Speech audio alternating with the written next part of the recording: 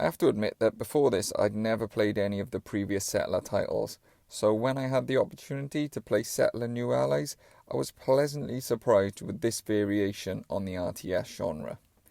First of all, the graphics are charming. I love the bright cartoonish feel of the game, and it comes across a lot more light-hearted than a regular RTS.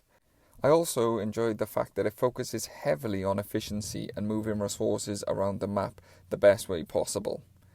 After I finally finished the long and boring tutorial and got into the campaign, I started to enjoy the freedom of designing my old settlement my own way.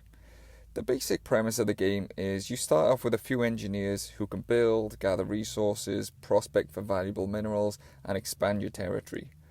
Once your settlement is up and running, you're charged with building an army and leading it to vanquish your foe.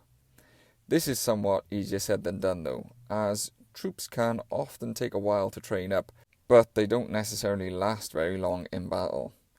This is where the need for efficiency really kicks in, as resources get moved around in real time, meaning that, say for example, you wanted to create a plank to build a building. First of all, you need to cut down the tree, which then gets transported in real time to the lumber yard, and then once that's turned into a plank, it gets moved to the warehouse, and then it goes from the warehouse to the building where it's needed. This happens with everything from weapon production to food, so you can begin to see how having an efficient working road system and building placement is crucial. This though is not an issue if you're into that type of thing, But the issue that I do have is occasionally things take so long to do. For example, building an army. Building an army big enough to beat your enemy takes so long because you're just waiting for the resources to get moved around from place to then train your soldiers, and then you can end up sinking a lot of time into the game without much progression. The campaign though is fun, and it gives you varying targets to complete each mission. This helps to keep things fresh, though the storyline is fairly non-interesting, and to be honest I ended up skipping quite a large chunk of the cutscenes.